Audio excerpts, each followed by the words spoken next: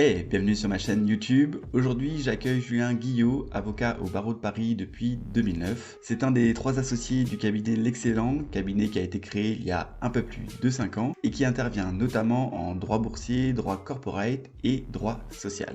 Dans cet échange, nous avons pu aborder plusieurs thèmes, et notamment une grande partie sur le télétravail, avec le contexte assez particulier que nous connaissons aujourd'hui, mais aussi de son accompagnement avec de très belles startups françaises. Ce sont donc de jeunes entreprises avec une très forte croissance qui n'ont pas toujours de service juridique en interne. Julien nous expliquera aussi sa façon de travailler et sa vision qu'il a de l'avocat en 2020, et vous verrez que ce n'est pas forcément ce que vous pensez. Allez, sans plus attendre, je vous laisse apprécier par vous-même cet échange. Bonjour Julien, ravi de pouvoir échanger Salut avec toi. Mathieu. Bah Bon, écoute, moi aussi. bon, dis-moi, avec ce deuxième confinement, je pense qu'un avocat en droit du travail a pas mal de boulot en ce moment. Écoute, oui, parce que ça soulève des nouveaux sujets sur lesquels on ne travaillait pas du tout il y a un an. Et typiquement, il y a par exemple la PLD, l'activité partielle longue durée, donc le chômage partiel. C'était des sujets qui étaient très, très restreints, sur lesquels on travaillait peut-être une fois par an, de temps en temps, quand il y avait des dommages dans une usine ou dans des locaux. Et là, c'est devenu quelque chose de récurrent, de nouveau, d'assez massif pour toute une part d'entreprises en France. Donc, on a dû s'adapter. Et je vois, par exemple, j'ai eu l'occasion de travailler sur un des premiers accords Oui. partiels d'activité longue durée qui a été validé par l'administration, parce que ce sont des accords qui doivent faire l'objet d'une homologation par l'administration. Et on travaille donc sans précédent. Donc on doit s'adapter, on doit creuser les textes, essayer d'anticiper quelles seront les situations à venir pour les clients en termes de marché, en termes d'activité. Donc voilà, c'est une période assez difficile, d'une lecture assez difficile. Et c'est pour ça que ça demande beaucoup de réactivité, de réflexion. Et voilà, mais c'est un enjeu assez intéressant. Ok. Donc l'autre sujet, c'est évidemment le télétravail. Ouais. Le télétravail avant le confinement, c'était quelque chose qui se mettait en place, hein, évidemment, mais c'était un jour par semaine, 2 jours par semaine. Et là, on a plein de questions avec des entreprises qui veulent laisser l'opportunité à leurs salariés de télétravailler à plein temps, Mhm. voire de télétravailler depuis l'étranger. Et ça pose énormément de questions. Par Et, exemple, ouais. et c'est quoi les problèmes, les nouveaux problèmes qui sont apparus donc avec le confinement et le télétravail? Comme tu dis que c'est assez nouveau, donc j'imagine que il y a peut-être des sujets qui reviennent de plus en plus. Ben, oui, typiquement, télétravail, est-ce que je peux laisser un salarié télétravailler depuis l'étranger? Mm. Si je travaille dans la tech, que j'emploie des DevOps ou des programmateurs, est-ce qu'ils peuvent télétravailler depuis, je sais pas moi, la Tunisie ou l'Italie ou le Japon? La réponse est oui, en pratique. Par contre, quelles vont être les conséquences juridiques de ce télétravail? Elles sont pour l'instant pas appréhendées par le Code du travail ni par la législation en vigueur. Donc ça, on est dans une phase un peu créatrice parce Ouais. que c'est possible de le faire, mais il faut que ce soit bien encadré. Et puis, ça a des répercussions en droit du travail, évidemment, mais en droit de la sécurité sociale. À quelle sécurité sociale, de quelle sécurité sociale relève le salarié qui travaille pour une boîte française, mais depuis le Japon? Ouais. C'est toute une question avec le principe de territorialité des lois de sécurité sociale. Ça va être les lois de sécurité sociale japonaises. D'accord. Pareil, en termes de taxes, où va payer où va payer son impôt sur le revenu le salarié? Est-ce qu'il va payer son impôt sur le revenu au Japon ou en Ouais. France? C'est plein de problématiques qui doivent être traitées. Après, il y a aussi l'aspect RH. Est-ce que c'est facile quand même, c'est possible juridiquement? Est-ce que c'est faisable de laisser travailler mon salarié depuis le Japon alors qu'il y a un décalage horaire qui est extrêmement important, que ce sera difficile de pouvoir le joindre, de pouvoir participer avec lui à une réunion? Donc, c'est vraiment des nouvelles questions et c'est très intéressant de pouvoir participer à les traiter, essayer de résoudre ces difficultés. Oui, Donc, oui, c'est un petit peu… Oui, dis-moi. c'est vrai que comme tu dis, c'est vrai que c'est des situations qui sont nouvelles. On n'a pas eu on n'a pas eu ça depuis des années. Enfin, moi je le vois, le télétravail en France c'était très dur à avoir, hein. Moi, dans mon entourage, il y a des personnes qui ont demandé. C'est vrai que les entreprises n'étaient pas vraiment partantes pour le télétravail. Et c'est vrai qu'avec le confinement, il y a eu presque, enfin, il y a eu une obligation de faire du télétravail et il y a eu plein de problèmes. Moi, je pense notamment, j'ai entendu dire que l'entreprise qui mettait ses salariés au télétravail devait aussi les mettre dans des bonnes conditions. Est-ce que tu as des exemples de ça par rapport ouais, aux conditions, la fibre, enfin en tout cas tout ce qui est réseau pour Mhm. pouvoir travailler, les sièges, voilà, qu'est-ce que ça a engendré comme problème pour les salariés, mais aussi pour les entreprises? Alors, c'est vrai que le télétravail, ça peut être un formidable outil et manière de travailler parce que on va gagner en temps de transport, Mm. donc en confort de vie. Tout le temps qu'on passait en transport, on peut le consacrer, par exemple, pour moitié à sa famille, à ses amis, et pour l'autre moitié à l'entreprise. Pour l'entreprise, ça permet, alors pas tout de suite parce qu'on est tout juste dans la crise encore, mais ça va permettre de limiter les coûts en matière en matière de bureaux, Mm. Oui, de loyer. Et donc, les salariés, eux, vont avoir des coûts peut-être plus importants parce qu'ils oui, vont consommer plus d'énergie en étant chez eux. Ils ont déjà un abonnement box, mais ils vont être plus souvent chez eux. Donc, ça va générer des coûts et la discussion va pouvoir se poser dans un certain nombre d'entreprises. Comment l'entreprise peut participer à cette prise en charge des coûts en mettant à disposition des outils informatiques qui sont efficaces, qui fonctionnent bien, en prenant à sa charge une partie de l'abonnement Internet, de la téléphonie. On a toute une liste, et ça c'est assez intéressant, qui est prévue par la Sécurité sociale, par l'URSSAF. oui. L'URSSAF détaille tous les frais qui peuvent être pris en charge par les entreprises au titre du télétravail.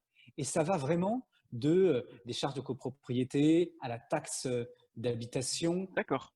à une partie du loyer. Tout ça peut faire l'objet d'une prise en charge par l'entreprise au titre des frais professionnels. Donc c'est très intéressant parce que quand c'est pris en charge au titre des frais professionnels, ben, ça veut dire que je rembourse à mon salarié de l'argent sur lequel on ne va pas payer de cotisation de sécurité sociale. D'accord, Donc oui. l'entreprise peut avoir tendance à se dire bah, je veux une bonne politique de prise en charge des frais professionnels et Mm. donc je vais donner de l'argent parce que mes salariés vont avoir des charges peut-être plus importantes, mais sur cet argent que je leur donne, eh bien, je ne paye pas de cotisation de sécurité sociale. Donc plutôt que de verser une prime, je ne sais pas moi, de 100 euros sur lequel bah, l'entreprise va payer 45% de cotisation de sécurité sociale et le salarié à peu près 15% de cotisation salariale, autant lui donner du C'est prêt? remboursement de frais Mm. professionnels parce que c'est 100 euros et c'est 100 euros sur lequel personne ne paye cotisation de sécurité sociale. Donc Donc l'entreprise est toute cette… gagnante aussi un petit peu Ah mais avec. bien sûr, D'accord. elle est gagnante. Après, tout l'intérêt, c'est quand même de bien cadrer cette prise en charge des frais professionnels. Parce que, par exemple, si tu as un salarié qui, avant cette période de confinement, travaillait depuis Paris Mm. et décide de télétravailler de manière permanente à Marseille.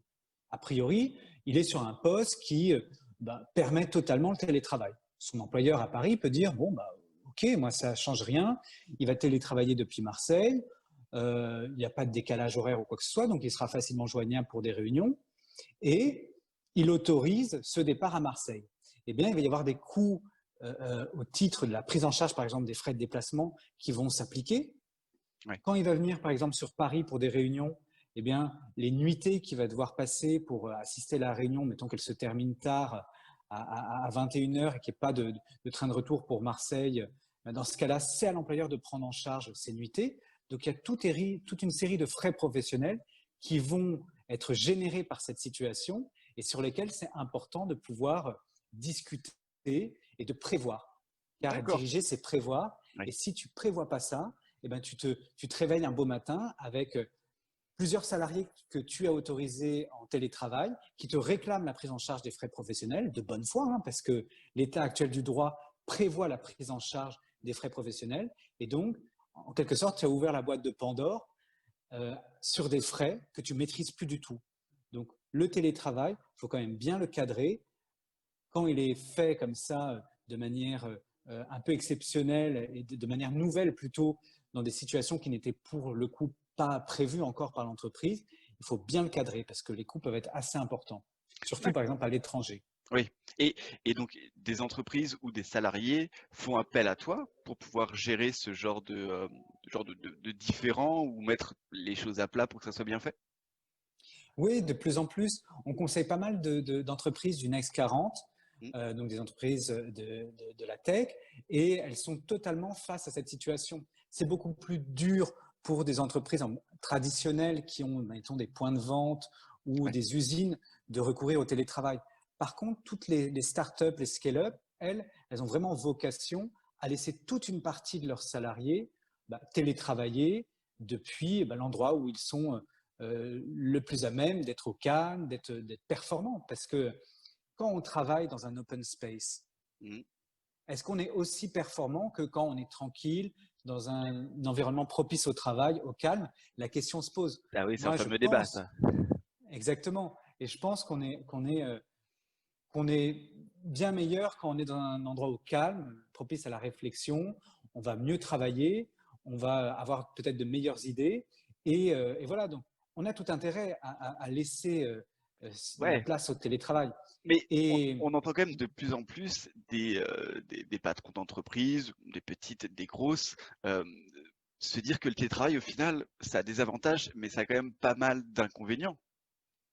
Et qui refusent aujourd'hui de laisser leurs salariés 5 jours par semaine en télétravail parce que pour eux, ils ont une baisse de productivité.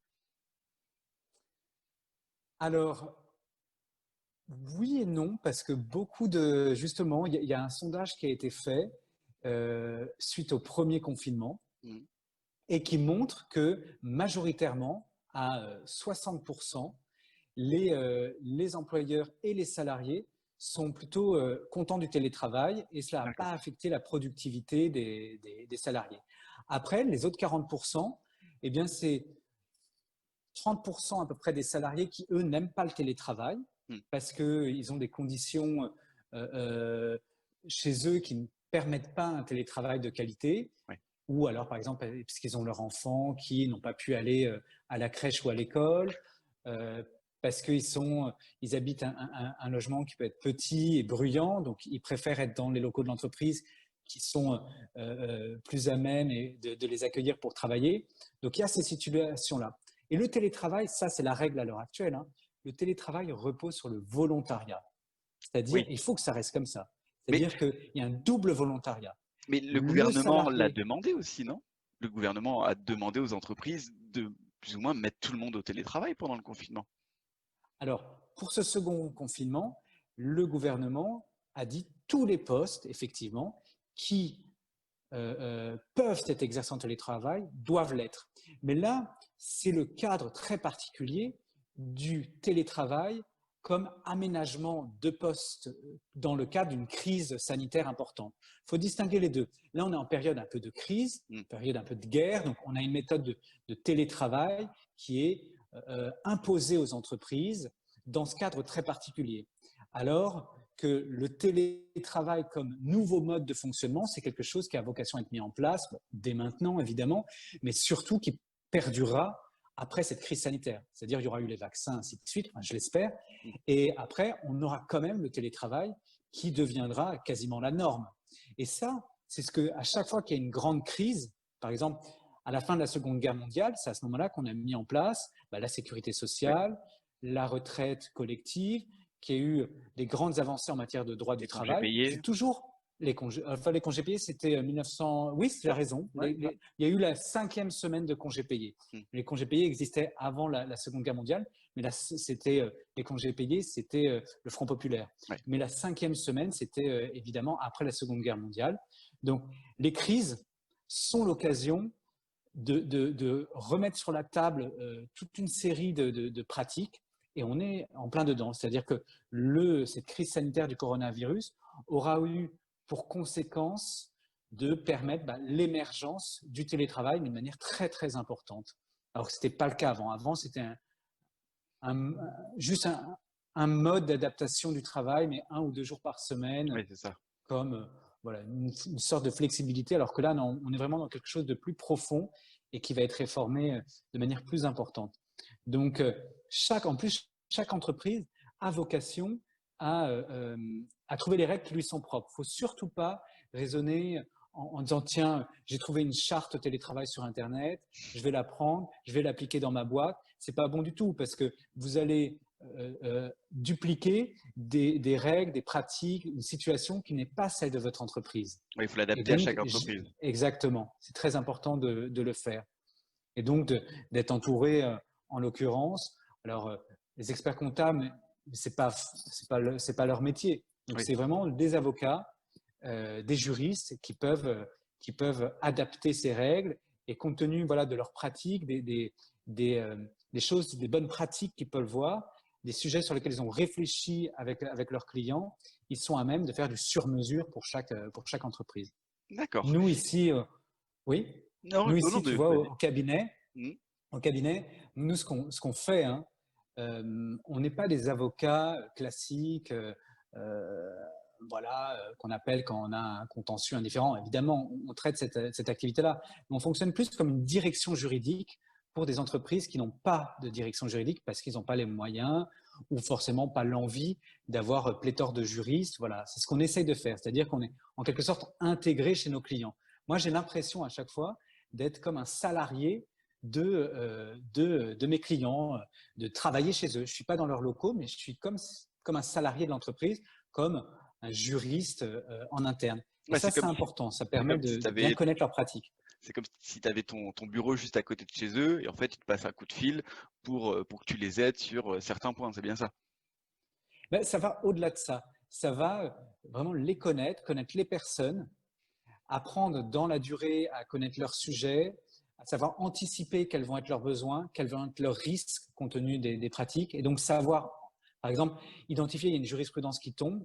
Je me dis, tiens, ça va intéresser tel client parce qu'il est dans tel sujet, dans telle situation. Et donc, tout de suite, de manière proactive, je vais lui dire, tiens, il y a telle pratique que tu fais depuis des années, mais il y a une nouvelle jurisprudence qui vient de tomber. Ça change un peu la donne pour toi. Là, on va devoir rectifier le tir.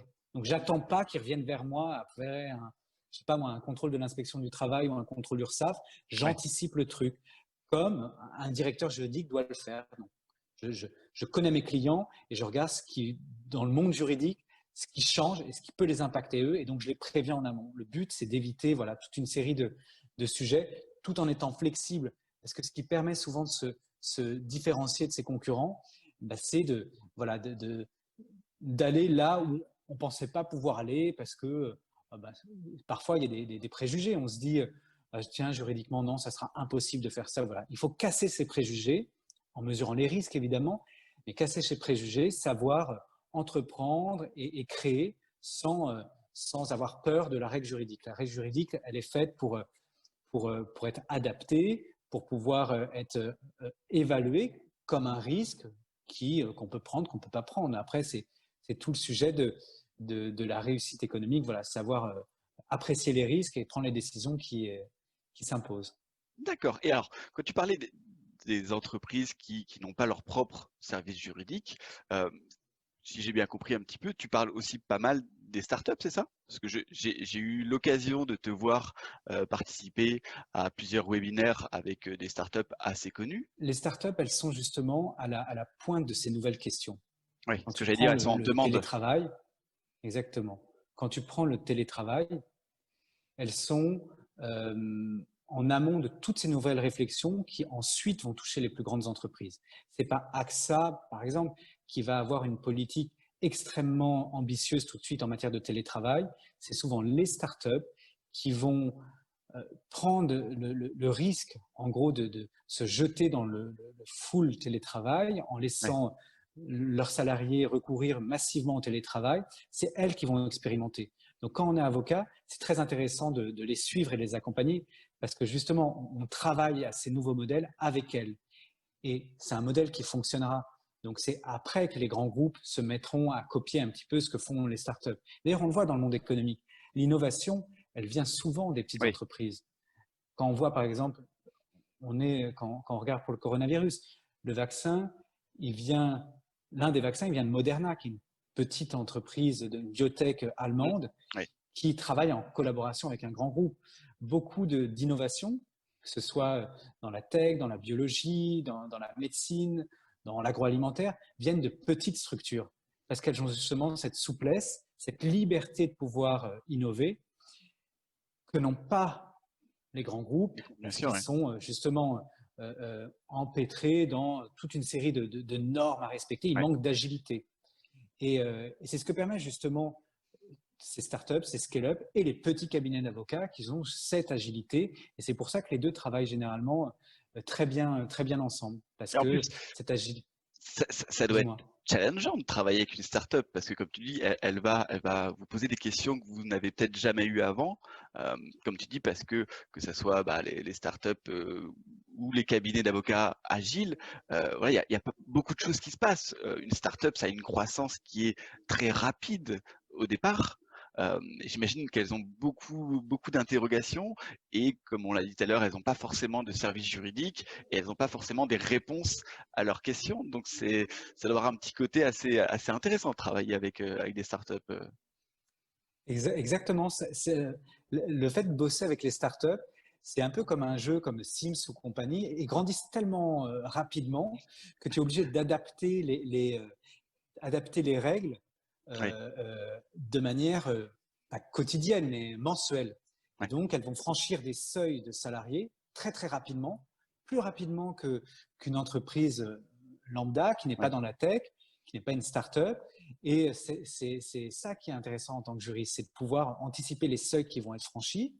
On fait un rétro-planning, grosso modo, et ça permet voilà, à chaque fois de pouvoir adapter ces seuils-là. Et c'est génial parce que moi, j'ai certains clients où ils étaient 20 il y a 5 ans et ils sont plus de 300 à l'heure actuelle.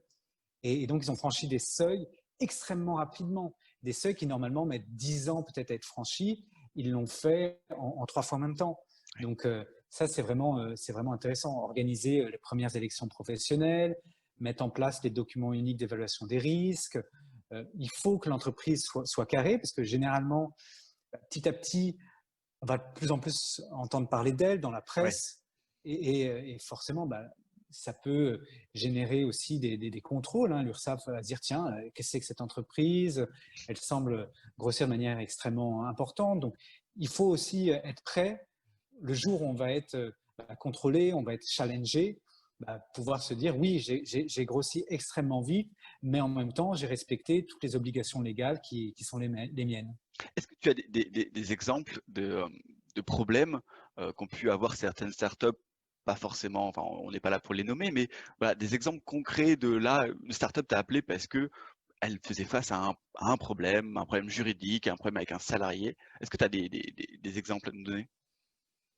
Oui, bah, typiquement, c'est quand on embauche au début, quand on est une jeune start-up, on va recruter de manière assez rapide, assez facile, sans trop se poser ben, les questions de savoir si la personne que je recrute a un poste qui parfois peut être très important, CTO pour une petite start-up.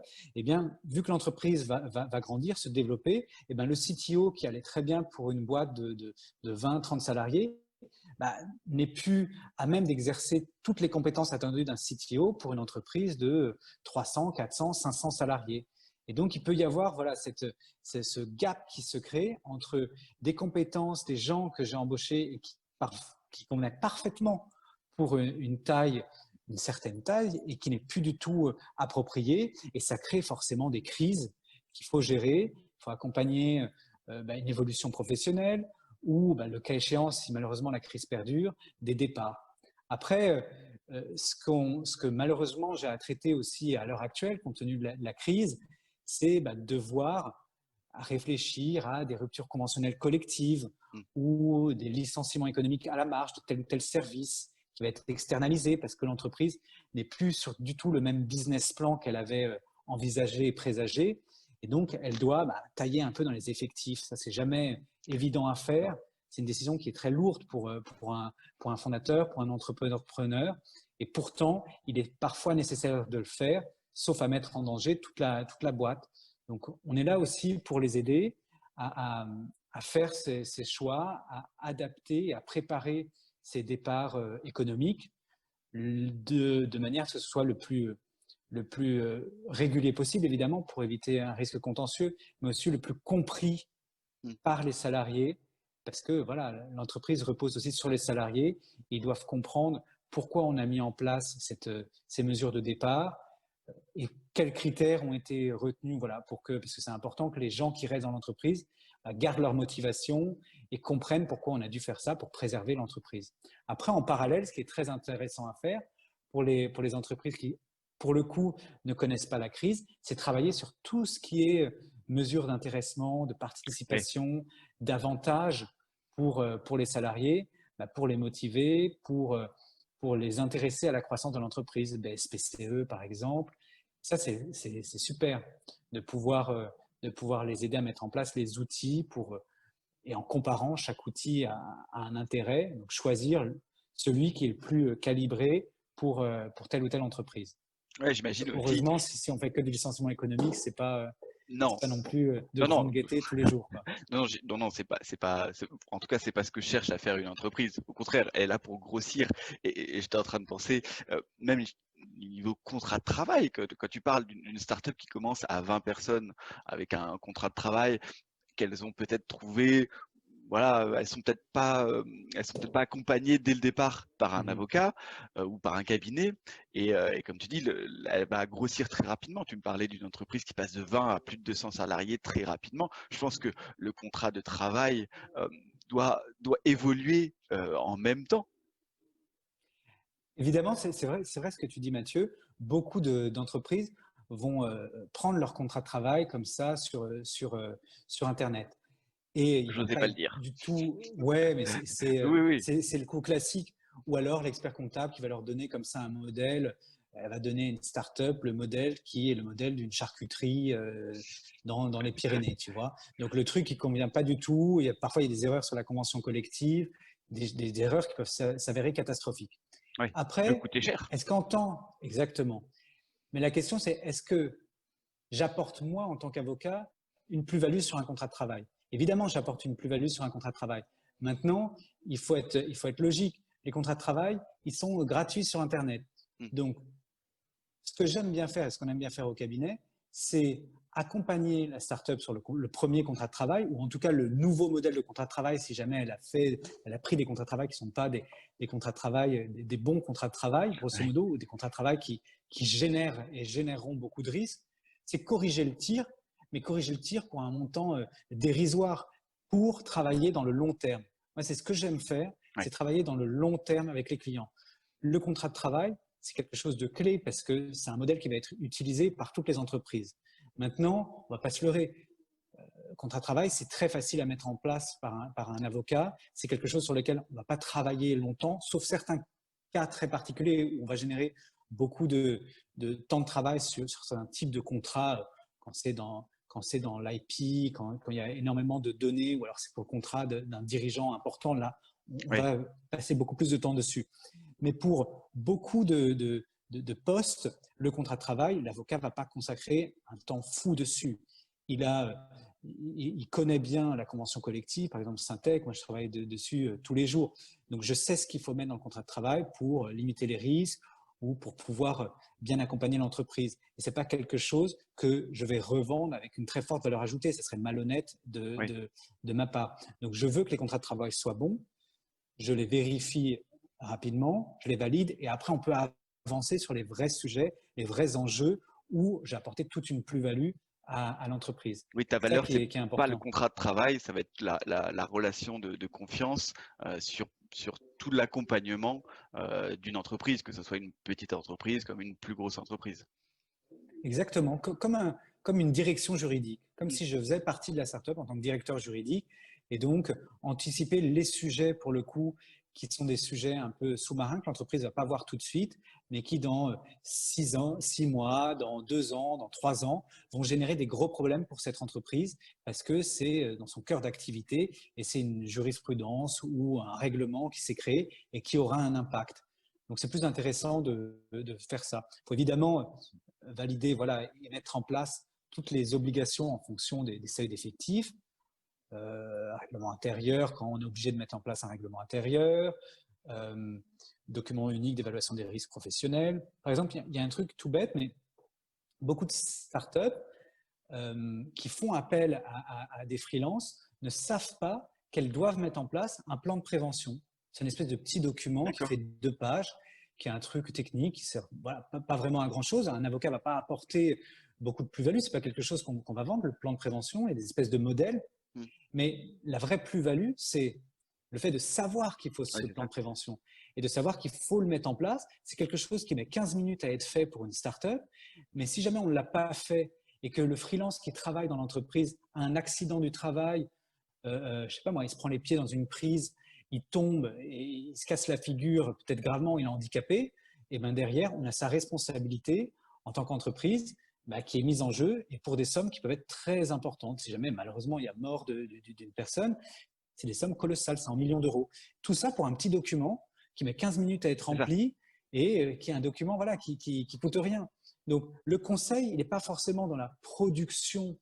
Et c'est beaucoup d'avocats vont vendre un contrat de travail ou un plan de prévention beaucoup plus cher que ce que ça vaut. Ce qui est important, c'est de savoir qu'il vaut ça. Le bon conseil, il est dans le fait d'anticiper ce qu'a besoin l'entreprise pour, le jour où elle fait face au risque, être carrée, être protégée parce qu'elle aura justement fait ça. Et donc, ce plan de prévention, les entreprises peuvent tout de suite voir, dès lors que je fais bosser dans mes locaux un salarié, soit d'une entreprise extérieure, ça peut être un prestataire, soit un freelance qui bosse dans mes bureaux plus de 400 heures par an, et ça c'est très facile à atteindre 400 heures par an, je suis obligé d'avoir ce plan de prévention.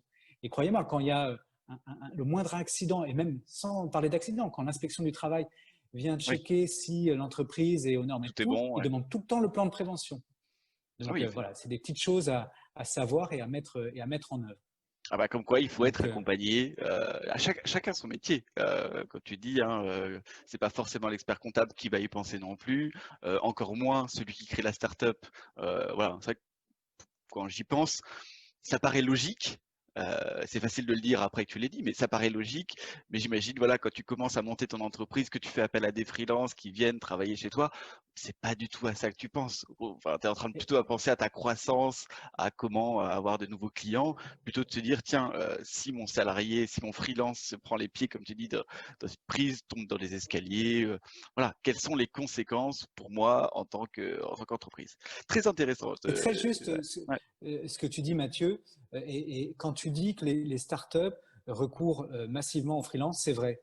Parce qu'au début, quand on est dans cette phase de croissance extrême, on a besoin de main-d'œuvre, on a besoin de gens qualifiés. Beaucoup de travailleurs en France préfèrent être freelance parce qu'il y a une souplesse, parce qu'il y a des revenus qui peuvent être plus importants, il y a une taxation qui est moindre. Et donc, la startup embauche massivement ses freelances, sans forcément se soucier des risques que cela engendre. Or, il y a beaucoup de risques de requalification, que ce soit requalification en contrat de travail par les anciens freelances ou de requalification par les URSSAF pour récupérer des cotisations de sécurité sociale.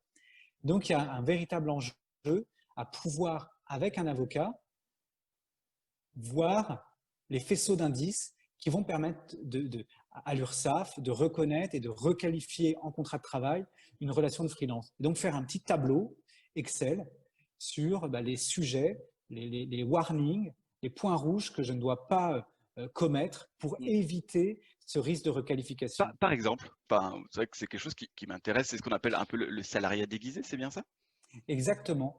Par exemple, si ton freelance travaille 5 jours sur 5 de la semaine dans ton entreprise, qu'il n'a pas développé d'autres clientèles, c'est-à-dire que tu es son seul client, qu'il travaille dans les bureaux de la start-up, c'est-à-dire il ne travaille pas depuis chez lui ou quoi que ce soit, qu'il a une adresse avec l'adresse électronique De l'entreprise. de l'entreprise, sans mention prestataire ou quoi que ce soit. Tout ça, c'est des faisceaux d'indices qui vont permettre très facilement à l'URSSAF, en cas de contrôle, de se dire, mais attendez, cette personne travaille depuis maintenant plus de 2 ans Ouais. sur un poste qui est un poste normal au sein de votre entreprise. Il est DevOps, par exemple, et c'est un poste qui est exercé par des salariés en CDI chez vous. C'est pas une mission exceptionnelle qui légitime le fait qu'on fasse appel à un freelance qui vient apporter une expertise particulière. On n'est pas du tout dans ce cadre-là. Moi, je me rends compte que cette personne devrait être traitée comme un salarié lambda, Ouais. et donc je requalifie. Donc, c'est important, voilà, d'avoir ce tableau pour voir les points rouges, de pouvoir limiter la casse et réduire ce risque, qui encore une fois peut être très important, parce que c'est quoi ce risque de requalification? On en parle comme ça, c'est jamais défini. Ce risque de requalification, pour être concret, on prend la rémunération qui a été versée au freelance, en gros sa facturation, hors taxe, on l'additionne sur l'année en cours, plus les 3 dernières années. Donc on additionne toute la facturation qu'il a fait mois par mois sur l'année en cours et les 3 dernières années. On obtient donc le total facturé, Ouais. et là-dessus, on paye 40% de cotisations de sécurité sociale qu'on reverse à l'URSSAF, sans parler des majorations qui sont de 25%. Donc, on majore ça Ah oui. de 25% et pénalité de retard de 5%. Donc, ça peut faire très vite des montants colossaux, d'où l'intérêt, une fois qu'on a passé cette croissance où on a embauché voilà, des freelances, de se poser 5 minutes et de réfléchir à quelles sont les bonnes pratiques ou pas. Telle personne qui travaille maintenant depuis, je sais pas moi, 1 an et demi, 5 jours sur 5 chez nous, on va peut-être lui proposer un contrat de travail. Ouais. Tel autre qui travaille, peut-être il y en a un autre qui travaille aussi 5 jours sur 5, mais il ne travaille pas dans les locaux, et puis on se rend compte qu'il a diversifié une clientèle, il bosse pour telle ou telle autre boîte, et dans ce cas-là, lui ne sera pas en Et risque. peut-être pas à Mais plein il y a temps. cet exercice à faire. Exactement. D'accord. Non, effectivement, c'est des questions qu'on se pose pas forcément. Moi-même freelance, c'est vrai que c'est pas des questions que je me pose, mais quand on discute avec toi, hein, on comprend très bien l'importance de se faire accompagner. Mais comme dans beaucoup de domaines, c'est vrai que de plus en plus aujourd'hui, que ce soit des freelances ou même comme on parlait des startups, on fait un peu de tout. Enfin, moi, je fais ma comptabilité, je fais ma communication, je vais trouver mes clients, et des fois, c'est bien de pouvoir s'appuyer, comme tu le dis, et moi aussi j'aime bien le dire, sur des partenaires, parce que chacun a sa spécialité et on peut pas s'improviser avocat, expert comptable, et donc très intéressant. Alors, dis-moi Julien, euh, on en reparlait tout à l'heure, tu fais quelques webinaires, tu travailles avec des startups, et je sais aussi que tu es professeur, c'est bien ça? Exactement. J'enseigne en tant que directeur d'études à Paris 2. D'ailleurs, j'avais cours avant-hier par Zoom. Donc, j'avais un peu peur d'enseigner comme ça, parce que bon, c'est des amphis de 300 salariés. Un peu peur qu'il n'y ait pas justement cette spontanéité, cette discussion qui peut se créer avec les étudiants, et que j'adore, parce que ça fait maintenant plus de 6 ans que j'enseigne à Paris 2. Et j'étais là encore surpris, parce que ça permet à des étudiants qui auraient peur de poser des questions en amphi, de poser les questions. Et donc, c'est une autre manière d'enseigner, et qui est extrêmement bonne. Et je partageais ça avec un autre enseignant, qui est un enseignant, pour le coup, en droit commercial, et qui me disait qu'il avait le même retour que moi. C'est une nouvelle manière d'enseigner, et qui a ses avantages, parce que, voilà, encore une fois, ça instaure une discussion élève-enseignant qui est plus calme, parce qu'il n'y a pas de bruit. Quand on est Oui. dans un amphi, il peut y avoir du bruit. Voilà, là, c'est pas du tout le cas. Les élèves qui veulent pas suivre ou qui veulent regarder Netflix, regardent Netflix, voilà, Oui. mais Coupe ils la ennuient pas caméra. leurs collègues, voilà. Alors que ceux qui veulent suivre, et parfois qui étaient peut-être un peu timides pour poser des questions, elles ne sont pas du tout, et interviennent. Donc, j'interviens évidemment en droit du travail, parce que c'est ma spécialité. Droit du travail, voilà, c'est quelque chose qui est intéressant, parce que c'est un sujet, le droit du travail, que les étudiants connaissent parmi les droits. Hein. C'est vraiment le droit que les étudiants connaissent, parce que beaucoup d'entre eux ont un travail part-time job. Ils sont là en plus de leur étude, ils gagnent leur vie. Au-delà de ça, le soir, ils peuvent entendre leurs parents qui ont des difficultés dans leur boulot. Mmh. Voilà, donc c'est vraiment un sujet qui est au cœur des préoccupations étudiantes et qui les intéresse. Donc c'est pour ça que c'est intéressant d'enseigner ce droit. D'accord, non, mais j'imagine, et c'est vrai que Zoom, c'est ce qu'on fait aujourd'hui, hein, ça aide tout le monde, hein, depuis quand même le début de l'année, et même ça, le fait de discuter avec toi, ça me donne une autre vision un peu de l'avocat, hein, parce que on va dire pour quelqu'un classique, l'avocat c'est un peu ce qu'on voit à la télé, les robes, les grands procès, voilà. Et là j'ai affaire à un avocat qui fait des cours sur Zoom, qui fait des webinaires avec des startups. C'est une nouvelle vision ouais, du métier d'avocat. Est-ce que il y a 5 ans, quand vous avez créé ce cabinet, comme tu m'as dit, vous étiez assez jeune en tout cas, c'était cette vision que vous aviez ou vous vous êtes adapté au monde d'aujourd'hui? Bah, on a toujours eu cette vision-là. Moi, je viens d'une famille d'artisans, donc j'ai toujours ce rapport et le besoin d'être concret dans ma manière de travailler. Euh, J'aime le droit, évidemment, je l'enseigne, donc ça serait assez particulier de ne pas aimer le droit, mais j'aime surtout entreprendre. Et c'est vraiment ce qui nous a réunis avec Laurent et Irina. Tous trois, voilà, quand on est dans des grandes structures, c'est extrêmement bien justement pour apprendre cet amour du droit et du travail bien fait. Mais après, le fait dans une plus petite structure d'entreprendre, ça permet ce rapport qui est génial. Moi, je vis pour le rapport que je peux avoir avec mes clients, de pouvoir les aider concrètement dans leur sujet du quotidien, comme si j'étais en quelque sorte pas leur associé, mais leurs salariés et que j'entreprenais avec eux. Et voilà, c'est ce qui nous plaît et qui a conduit à ce qu'on crée notre cabinet. Et est-ce que bon, j'imagine que c'est un peu le confinement qui t'a amené à faire des webinaires, par exemple. Est-ce que c'est quelque chose que tu as envie de continuer?